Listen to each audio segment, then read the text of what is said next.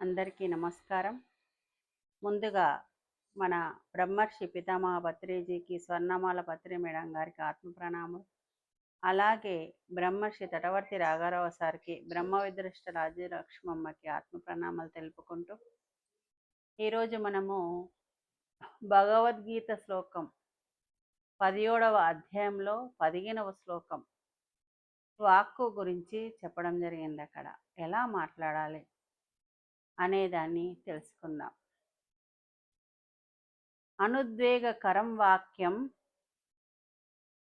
సత్యం ప్రియం హితం చయేత్ స్వాధ్యాయ అభ్యాసనం చైవ వాంగ్మయం తప ఉచ్యతే. ఉద్వేగంగాను మనము ఇట్లా ఉద్వేగంతో మాట్లాడొద్దు. ఎవరిని ఉద్వేగంను కలిగించిన మాటలు మాట్లాడకూడదు. సత్యము అయిన మాటలు మాట్లాడాలి.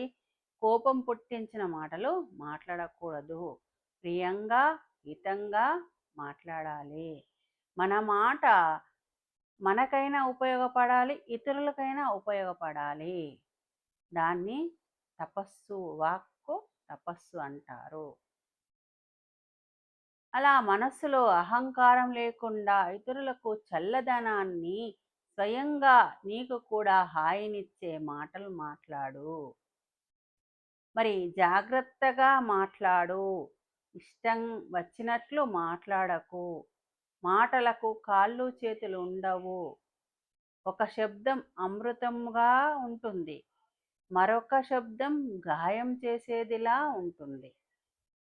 కాకి ఎవరి ధనాన్ని అపహరించింది అంటే, కాకిని ఎవరు ఇష్టపడరు, ఎందుకంటే ఖావ్ ఖావ్ అని అరుస్తుంది కాబట్టి.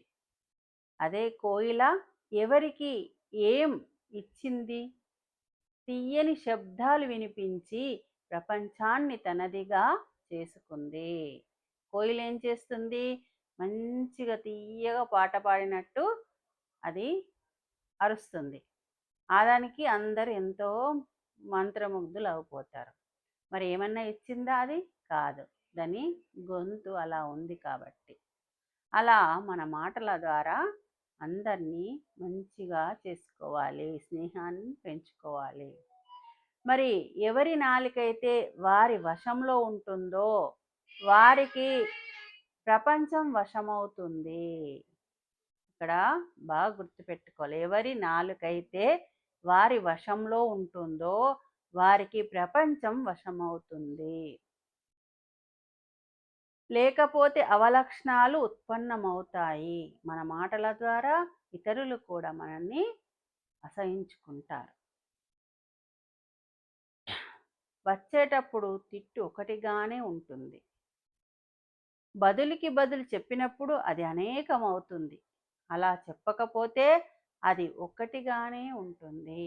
మనకు మాట వచ్చేటప్పుడు ఒక మాటగానే ఉంటుంది, కానీ దానికి బదులు బదులు చెప్తూ ఉంటే అనేక మాటలు అవుతాయి. మనం బదులు చెప్పకపోతే ఒక్కటిగానే ఉంటుంది. ఎలాంటి భోజనం తింటే అలాంటి మనస్సు తయారవుతుంది. ఎలాంటి నీరు త్రాగితే అలాంటి వాణి తయారవుతుంది. మన వాక్కు అన్నమాట. అలా మన నీరు తాగేది కానీ, మనం ఆహారం తీసుకునేది కానీ స్వచ్ఛమైందా, శుద్ధమైందా అని కూడా ఆలోచించి తీసుకోవాలి. అలా భగవద్గీతలో మనకి ఈ శ్లోకాన్ని అందిస్తూ, మన వాక్కు మనకైనా ఉపయోగపడాలి, ఇతరులకైనా ఉపయోగపడాలి అంటే మన మెరుకతో మన మాటని మాట్లాడాలి, ఆలోచించి మాట్లాడాలి. అప్పుడు మాట్లాడినప్పుడు మనము ఆలోచిస్తాం, ఏది మాట ఎలా ఉంది అని. అప్పుడు బయటకు మాట్లాడాలి. అదే వాక్కు తపస్సు అంటారు. నాకు ఇంత మంచి అవకాశం ఇచ్చినందుకు ధన్యవాదాలు.